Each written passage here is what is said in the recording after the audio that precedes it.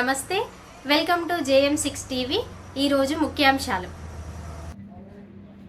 ఈ ప్రెస్కు నాతో పాల్గొంటున్న ex corporate Chandrasekhar, ex corporate Umapathi, ex corporator Arif, ex corporator Bhoomanna మరియు సోషల్ వర్కర్ అండ్ మా కాంగ్రెస్ గారు ఆమీర్, జమీల్ భాయ్ అండ్ సతీష్, పోచన్న, వాసు అండ్ గోపాల్ గారు, మా కాంగ్రెస్ మిత్రులందరికీ థ్యాంక్స్ తెలియజేస్తూ ఈరోజు గత 5 సంవత్సరాలుగా మున్సిపల్ కార్పొరేషన్లోని అవినీతిపై నేను ఏ పార్టీలో ఉన్నా అవినీతిపై మాత్రం నేను నా భార్య శ్రీలత చంద్రశేఖర్ ఫైట్ చేయడం జరుగుతుంది.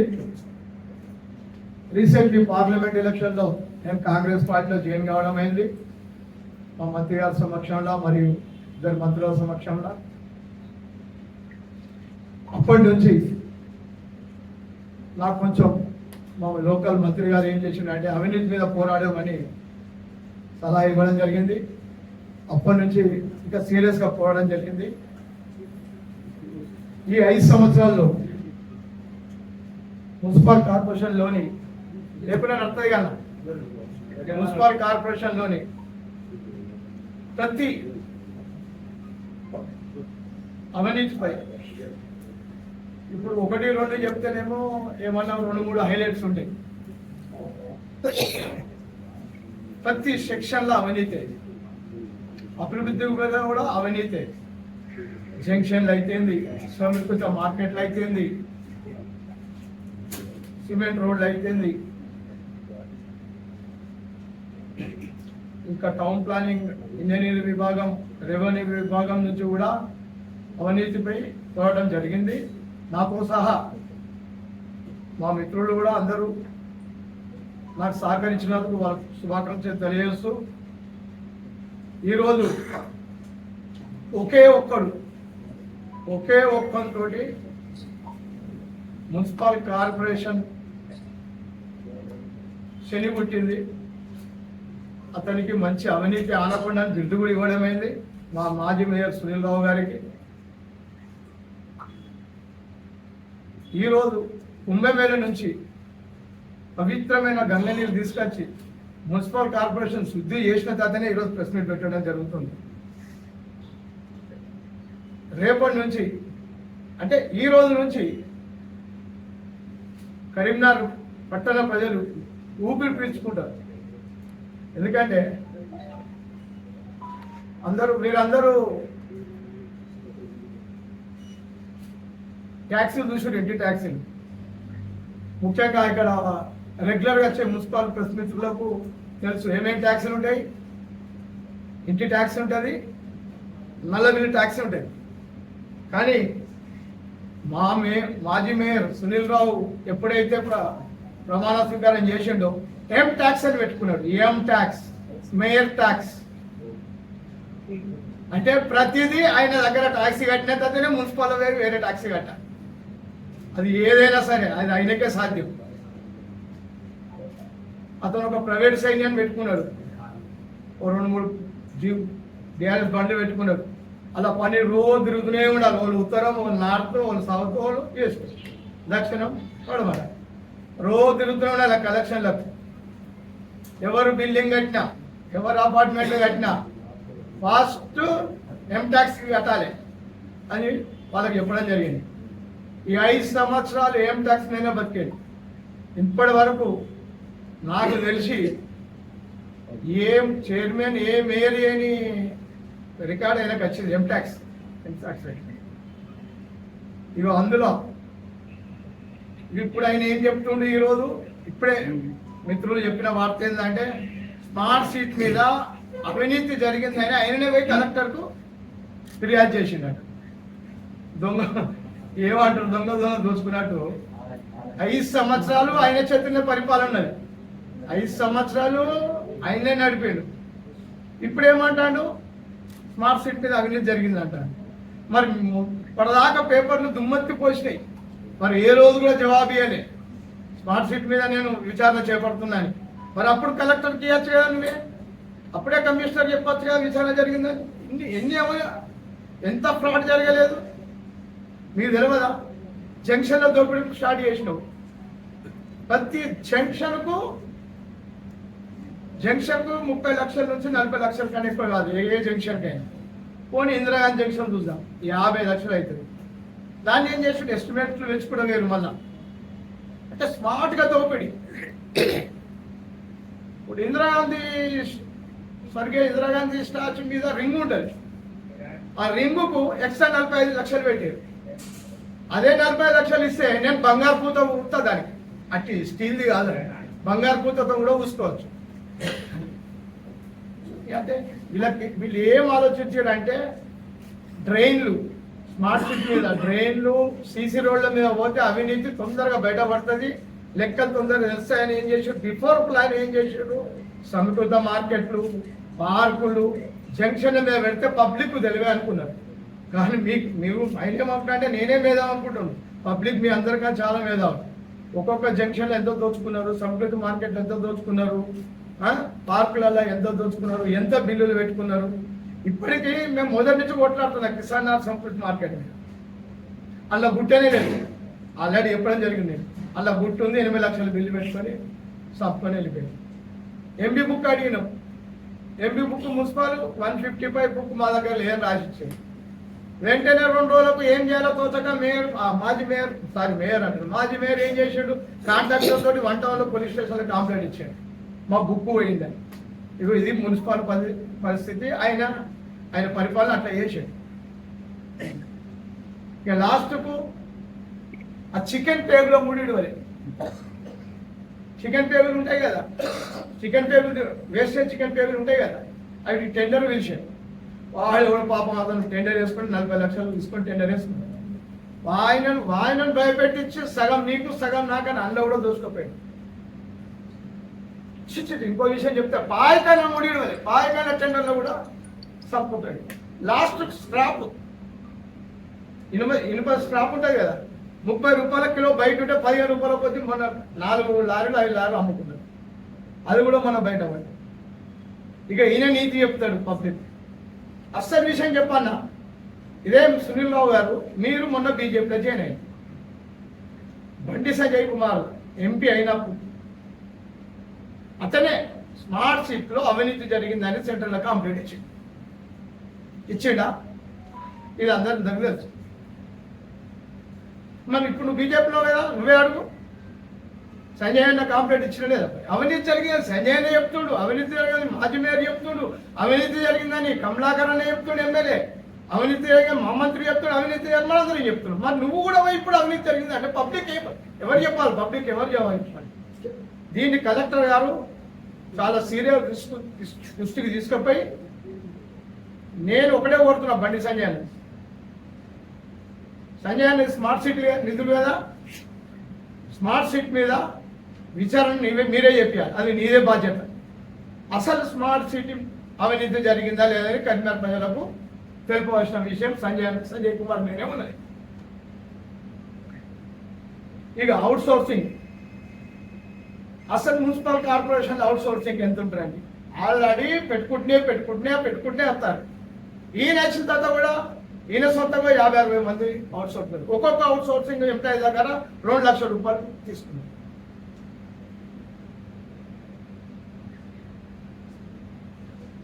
ఎల్ఆర్ఎస్ డబ్బుల నుంచి ఎల్ఆర్ఎస్ డబ్బులు డివిజనల్ నిలబెట్టాలి. సొంతగా ఆయన వాడల, సునీల్ రావు వాడల, భగత్ నగర్లో చైతన్య యూత్ క్లబ్కు పెట్టుకున్నాడు. అంటే నువ్వు చేస్తే మేయర్ మొదలు ఉండి నువ్వు చేయొచ్చు. అది నేను ఇప్పుడు జిల్లా కలెక్టర్ కోరుతున్నా, వెంటనే ఆ చైతన్య యూత్ క్లబ్ బాధ్యతలు మీరు తీసుకోవాలి, మున్సిపాలిటీ చెందాలి, అందులో ఒక వార్డ్ ఆఫీసర్ పెట్టాలి. ప్రతి ఒక్కటి ఈ రోజు నుంచి కలెక్టర్ గారి దృష్టి తీసుకోకపోవాలని మేము ప్రెస్ మీట్ పెట్టడం జరిగింది. ఇక నిన్న చెప్తుడు ప్రెస్ మీట్లో మేయర్ గారు, నేనేం సంపాదించుకోలేదు, మాజీ మేయర్ గారు, నేనేం సంపాదించుకోలేదు, నేను ఒక ఇల్లు కట్టుకున్నా గంతే అన్నాను. నేను నా 30 సంవత్సరాల రాజకీయ జీవితంలో నేను ఎందరో లీడర్లను చూసిన. సత్యనారాయణ నుంచి మొదలుపెడితే ఇప్పటిదాకా మంత్రులను చూసినాం, ఎమ్మెల్యేలను చూసినాం, చైర్మన్ చూసినాం, మేయర్లను చూసినాం. నీ అసొంటి కరీంనగర్ ఇంద్రమోహన్ కట్టుకున్న వాళ్ళు ఎవరు అన్నారా? చూపెట్టు నువ్వే కరీంనగర్. ఇదే బండి సంజయ్ 2 సార్లు ఎంపీ అయిండు, రాష్ట్ర అధ్యక్షుడు అయిండు, సెంట్రల్ మినిస్టర్ అయిండు. మరి ఆయనకి ఇల్లు అథారిటీ ఉన్నాడు. మరి నీకు 7 కోట్ల బిల్డింగ్ ఎక్కడలే? నీకు స్మార్ట్ సిటీ కాంట్రాక్టర్ కట్టి ఎక్కడ? ఇంకో విషయం చెప్తా. ఇక ఇప్పటిదాకా మీకు చెప్పినా కదా, అదే ప్రజాప్రతినిధులు, ఇదే మాజీ ఎమ్మెల్యేలు, మాజీ మంత్రులు, మాజీ సెంట్రల్ మినిస్టరు సప్త సముద్రంలో ఎవరైనా ఇల్లు కట్టుకున్నారా? ఆ అవార్డు కూడా మాజీ మేయర్కి వచ్చింది, సునీల్ రావుకి వచ్చింది. రీసెంట్లీ ఆయనే చెప్పిండు, నేను అమెరికాలో నా బిడ్డ ఇల్లు కట్టుకుంటే పోయినాను. బిడ్డకి ఇల్లు ఆయన ఎట్లా కట్టుకుంటే నువ్వు కట్టించిందే కదా, గృహప్రవేశం పోయి అత్తికి. నీ అంత అదృష్టవంతులు ఇవ్వలే. కరీంనగర్ ప్రజల రక్తం తాగి సప్త సముద్రాలు దాటి అమెరికాలో ఇల్లు కట్టుకున్నావు. ఏముంది అదృష్టం కాదు.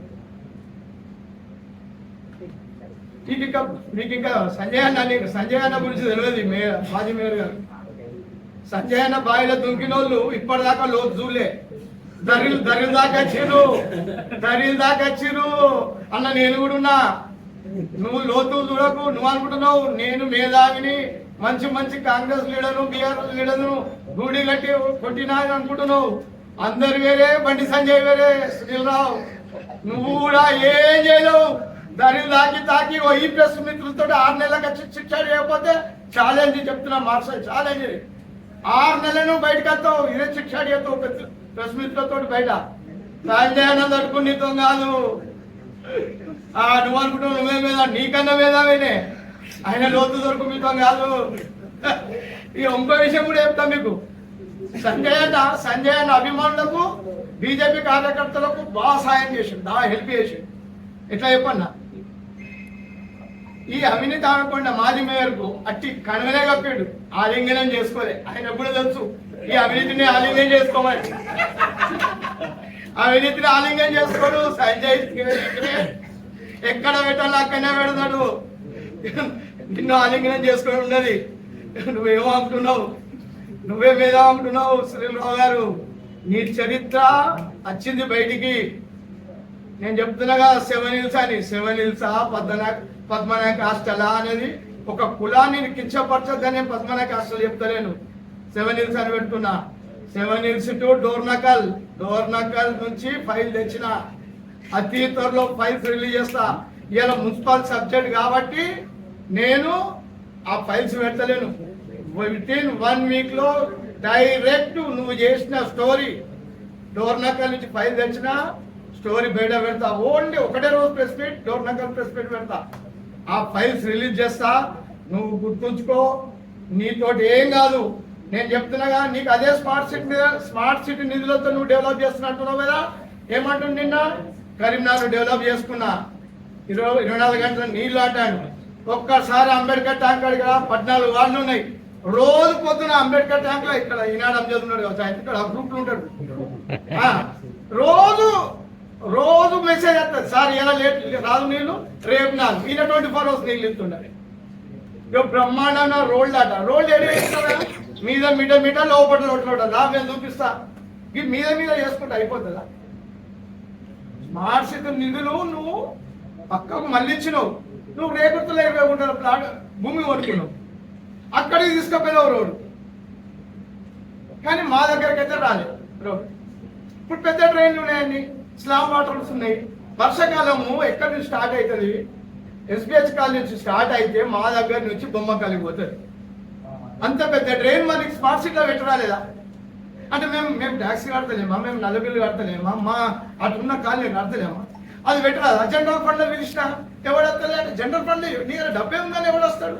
మరి స్మార్ట్ సిటీ నిధులన్నీ మీరు బయటకు పక్క జరిపారు. మాకెందుకు పెట్టలేదు? అంత పెద్ద ట్రైన్ పెట్టచ్చు కదా. చూడండి ఇప్పుడు ట్రైన్ ఎట్లున్నది, ఇక్కడి నుంచి అక్కడక్కడ ట్రైన్ ఎట్లున్నది.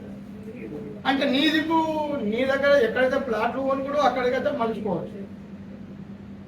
అది కూడా మేయర్ హోదాలు ఉన్నప్పుడు అక్కడికి రోడ్లు తీసుకుపోయినావు. మేయర్ హోదాలు ఉన్నప్పుడు అక్కడ వితౌట్ పర్మిషన్ తోటి గోడలే పట్టినావు, గేట్లు వేసినావు, ఆ పక్క పట్టి సమాధులు కూడా పట్టినావు, ఎఫ్టీఎల్లా కట్టుకున్నావు. ఇప్పటికీ జవాబు ఇయ్యలేను. ఇంత పెద్ద భూపకసుని తీసుకుపోయి సంజయ్ కండి వేసాడు. ఇంకేమని పెడతారు? మిగతా కార్పొరేటర్ రాలేదు, వాళ్ళంతా కేసులే. అస్సలు అవినీతికే కడవగత్తి. ఇక ఏమంటావు? ఇక మా సంజయ్ అన్ననే తెలుసుకోవాలి ఫ్యూచర్లో. లింగం అయితే వేసుకోలే, కండి వేసిండు, అంతే ఉంచుతాడు. అది మాకు తెలుసు. ఈయన కూడా 6 నెలలు వెళ్తుంది.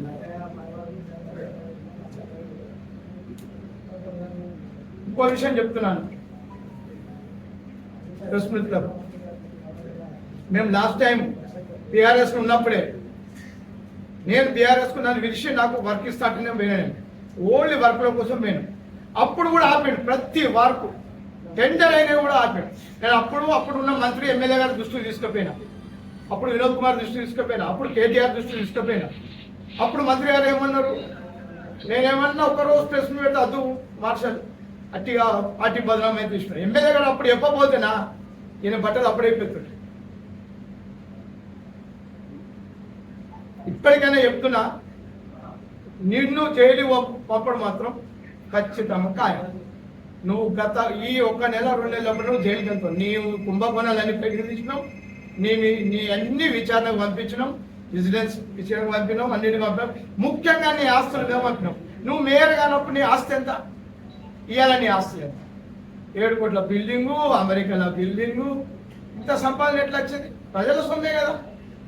ఇక ఒక విషయం చెప్తా మేయర్ గారు, ఈ 5 సంవత్సరాలల్లో మాజీ మేయర్ గారు, ఈ 5 సంవత్సరాల్లో ఎప్పుడన్నా పబ్లిక్ తోటి వారం కానీ నెలకు కానీ ఒక్కరోజు రివ్యూ మీటింగ్ పెట్టావా? వారం ఒక్క రోజు, నెలకు ఒక్క రోజు రివ్యూ మీటింగ్ పెట్టావా? నీ హోదా చూసినావు, నీ ఇనాగ్రేషన్ చూసినావు, నువ్వు చూసి వెళ్ళిపోయాడు.